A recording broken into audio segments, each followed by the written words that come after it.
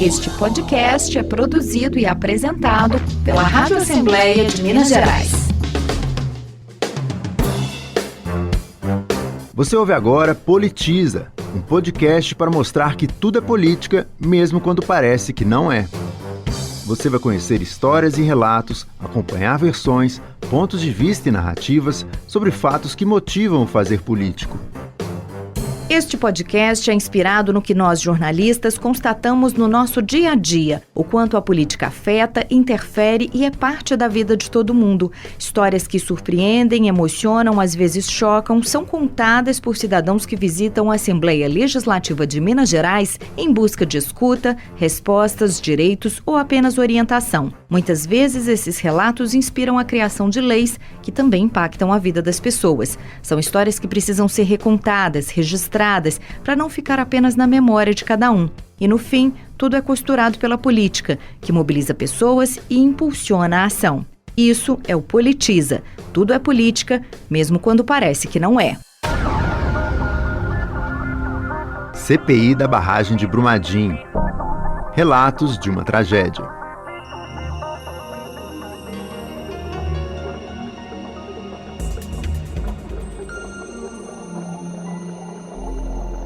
No dia 25 de janeiro de 2019, o Brasil se estarrecia com as imagens de uma avalanche de lama engolindo tudo pela frente em Brumadinho, região metropolitana de Belo Horizonte, Minas Gerais. Tempos depois, os números revelaram pelo menos uma parte da tragédia provocada pelo rompimento da barragem B1 da mina Córrego do Feijão, da mineradora Vale. 270 pessoas mortas, 2 delas grávidas. Eu sou Graziele Mendes, jornalista da Rádio Assembleia, e essa é uma série de podcasts produzida a partir do que a CPI, da barragem de Brumadinho, a mais técnica comissão parlamentar de inquérito já realizada pela Assembleia Legislativa de Minas, apurou sobre o desastre, quem os deputados apontaram como responsáveis e as propostas que eles apresentaram para mudar a história da mineração no estado. Nós vamos começar esse episódio voltando um pouco no tempo. Você se lembra como foi a sua manhã do dia 25 de janeiro de 2019? Pare um minuto e pense.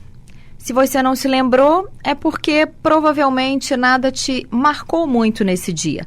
Mas para os familiares e amigos das pessoas que morreram soterradas por toneladas de lama em Brumadinho e para os sobreviventes dessa tragédia, é impossível esquecer esse dia. Eu estava no Córrego do Feijão visitando a minha sogra, né? Porque ela mora lá, as minhas outras cunhadas moram lá, então no dia nós estávamos lá. Nós saímos algumas horas antes do rompimento, né? Nós passamos pelo caminho, pelo trajeto da lama algumas horas antes do rompimento. Essa que você ouviu é Juliana Fonseca. Ela perdeu 6 pessoas da família e conhecia mais de 50 funcionários mortos na tragédia. Eu acompanhava minha mãe aqui no Hospital das Clínicas quando eu vi, pela rede de vizinhos protegidos, que a barragem havia se rompido. Eu havia visitado a Vale há poucos meses, uma visita familiar.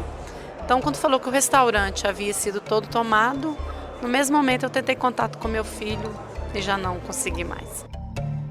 Essa é a Andressa Rodrigues, que perdeu o único filho de 26 anos, engenheiro da mineradora Vale. O dia 25 de janeiro também está cravado na memória de quem sobreviveu à tragédia. Nós entramos para almoçar, após ter feito algumas demandas, né, da nossa rotina diária. Eu entrei no restaurante por volta de 11h20 da manhã para almoçar. Almoçamos, 11h40 nós saímos e subimos em direção à mina da Jangada para fazer o batedor para um caminhão da empresa Palmira. Estava na área de carregamento de vagões, que fica mais ou menos uns 500 metros entre a área de carregamento e a barragem B1. Esse depoimento é de Sebastião Gomes, operador de saneamento ambiental da Vale. Ele trabalhava na empresa desde 2010 e conseguiu sobreviver à tragédia porque entrou numa caminhonete. A imagem chocante da picape branca em que ele estava, em que ele entra acelerando para escapar da lama, está num dos vídeos do desastre que rodaram o mundo. Então, a gente tinha acabado de registrar uma foto do rapaz da empresa terceirizada, que estava fazendo a sucção da fossa para a gente, quando nós ouvimos o estrondo. Né? Foi como, não tem assim, explicação do tamanho do barulho que foi, mas foi um barulho muito forte, muito aterrorizante mesmo. A início eu achei que fosse o estouro de um caminhão fora de estrada, que seria gigante, né? Mas então logo em seguida veio outro estrondo, e o segundo estrondo foi que ela projetou contra as estruturas da empresa. Vi vagões sendo arremessados para cima, equipamentos sendo jogados para o alto, como se fosse carro de brinquedo, né? Saiu correndo, e um corpo para um lado, outro corpo por outro, e a caminhonete nossa estava mais ou menos a uns 100 metros mais ou menos de distância de onde a gente estava, né? Foi que o Elias correu para o lado da caminhonete e eu fiquei caçando lugar para poder correr. Foi quando eu caí. Aí um correu para a carregadeira, que estava, né, dirigindo ela, o outro correu para o caminhão, que estava mexendo no caminhão, os dois do caminhão, e aí ninguém viu nada mais. Aí quando eu vi, já tinha tampado a caminhonete, e nós começamos a orar o Pai Nosso dentro da caminhonete, né? E aí a caminhonete veio e pensamos que ela estava parada já em 45 graus, assim, em cima da lama. Na hora que você saiu, que sensação que você teve? De terror, de muito medo, porque na hora ali que a barragem rompeu, nós chegamos, tinha muitas máquinas trabalhando, locomotiva ali, que é a rotina diária, a gente via sempre aquilo ali. Aí de repente, nada, a natureza parece que calou naquele momento, assim, um cenário de morte mesmo. O restaurante onde Sebastião almoçou naquele dia, 25 de janeiro de 2019, minutos antes da tragédia, foi engolido pela lama. Todos que estavam lá morreram. Ô, meu pai! Nossa vida!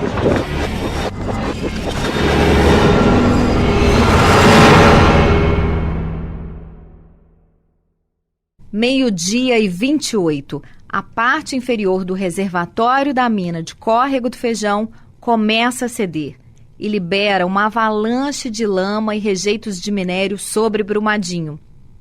O horário exato do estouro da barragem foi flagrado pelas câmeras da própria Vale e as imagens impressionam quem assiste. Os vídeos mostram a terra cedendo, uma nuvem de poeira se levantando e a lama engolindo tudo que estava pela frente. Jacira Francisca Costa diz que nunca vai se esquecer do momento em que ela viu essas imagens. Foi nessa hora que ela entendeu o que tinha acontecido com o filho dela, de 32 anos, mecânico da Vale. O que a gente tinha experiência é que Gustavo tinha fugido, mas não deu para eles fugir. A lama acabou com todo mundo, acabou com um por um. Foi horrível, horrível. A gente assistir pela televisão e saber que o filho da gente passou por isso. O corpo do filho da Jacira foi encontrado 5 dias depois da tragédia. Tudo que estava diante da barragem foi soterrado. O centro administrativo e o refeitório da Vale, casas, pousadas, veículos, um trem, vegetação, rios. A lama, que chegou a aproximadamente 12 milhões de metros cúbicos, percorreu 9 quilômetros e avançou mais de 220 dentro do rio Paraopeba, um dos afluentes do rio São Francisco. Um vídeo bem curto, feito por um funcionário da Vale naquele dia, repercutiu muito nas redes sociais na época. O áudio transmite o desespero de quem estava lá na hora em que tudo aconteceu. Meu Deus do céu! Vai, sai!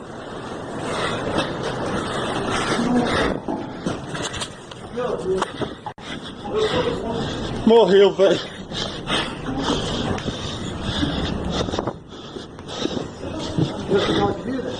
Ô, velho, todo mundo tá lá embaixo, com certeza morreu. O cinegrafista da TV Assembleia, Rafael Couto Rezende, foi um dos primeiros profissionais da imprensa que chegou ao local da tragédia e ele diz que nunca vai se esquecer do que viu naquele dia, 25 de janeiro de 2019. E chegando assim, era assustador, devastador, pessoas correndo, gritando na rua, cachorro, chegando bombeiro e muito animal morto assim, com lama até o pescoço e gritaria. Eu fiquei até assim, um pouco sem reação, sem saber para onde que eu ia, onde que eu filmava.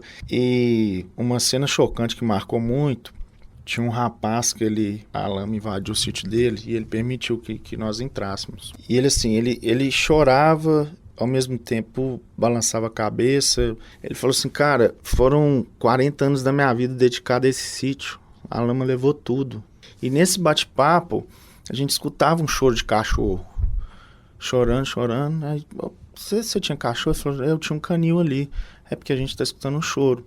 Aí ele foi até o canil, escutou o choro também, começou a cavucar a lama, tirou o filhotinho do cachorro dele, que ele criava, cachorrinho cheio de lama, a gente gravou e tal.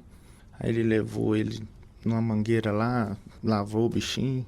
Enfim, essa cena marcou muito, porque o rapaz ele tava devastado, assim, e a casa dele coberta de lama, tudo. Você foi entendendo a dimensão da tragédia, o que estava acontecendo, à medida que você ia vendo, né? Sim.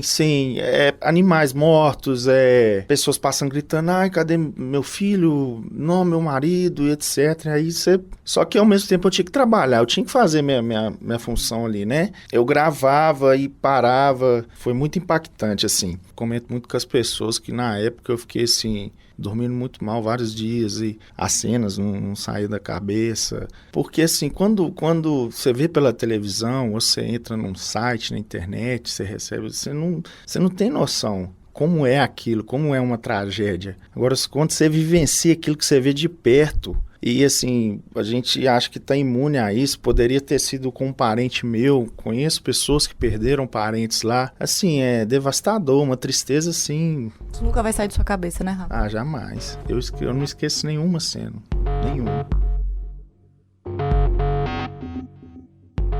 3 pedidos de abertura de investigação por meio de comissão parlamentar de inquérito são protocolados na Assembleia Legislativa de Minas.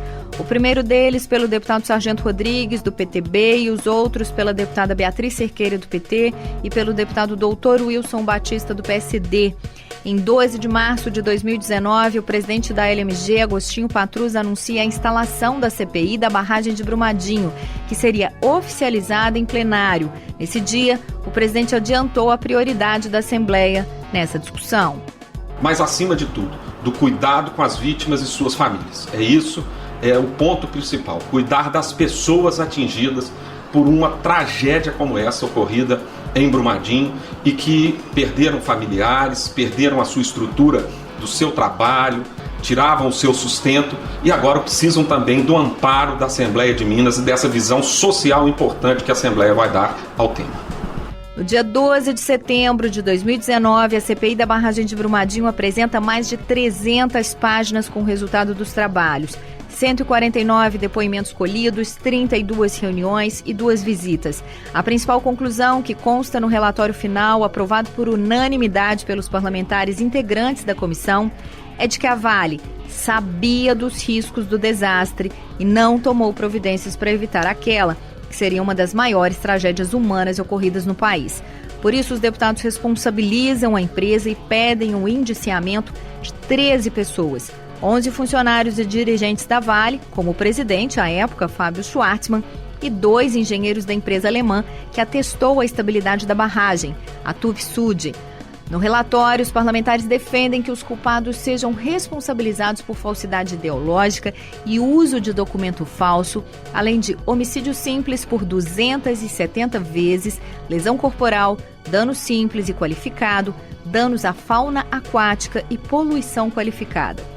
Os crimes são caracterizados pela CPI como dolosos praticados com dolo eventual, que é a situação em que o culpado assume o risco de cometer o delito.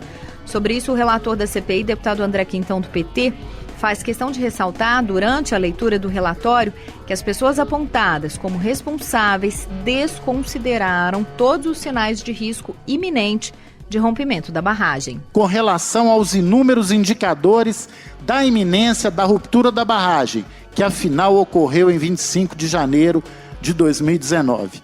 Ao desconsiderá-los, escolheram não ver os vários indícios que comprovavam a debilidade da estrutura da B1, a possibilidade real de seu rompimento e a gravidade dos danos que o sinistro efetivamente causaria. Finalmente houve a decisão por seus funcionários, diretores e presidente pela omissão perigosa, na medida em que, apesar de conhecerem o risco real de danos a bens juridicamente protegidos e da necessidade real e positiva de ações que impedissem ou, no mínimo, minorassem sua ocorrência, tais ações não foram adotadas. Sob esse prisma, é patente a presença de indicadores externos de que a Vale, por seus funcionários, diretores e presidente, omitiu-se dolosamente quanto à adoção de medidas que prevenissem o risco de danos a bens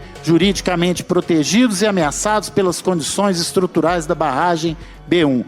Essa omissão foi causa relevante para a ocorrência dos crimes descritos anteriormente. O relatório da CPI também traz 110 recomendações a diferentes esferas e poderes.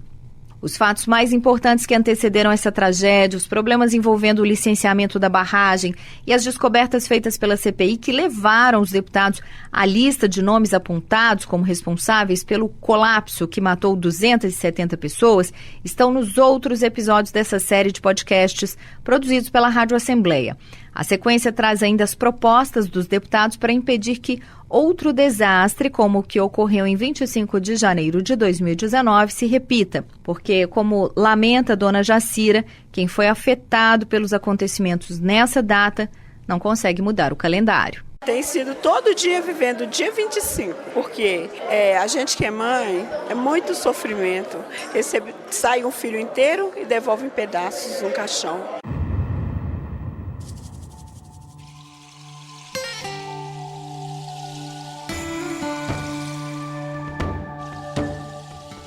Eu sou Graziele Mendes, esse podcast tem a participação de Natasha Werneck na apuração e produção, trabalhos técnicos de Clifford Dutra e Elson Neto. Todos os episódios são publicados na nossa página lmg.gov.br/rádio e em aplicativos de podcasts. Este podcast é produzido e apresentado pela Rádio Assembleia de Minas Gerais.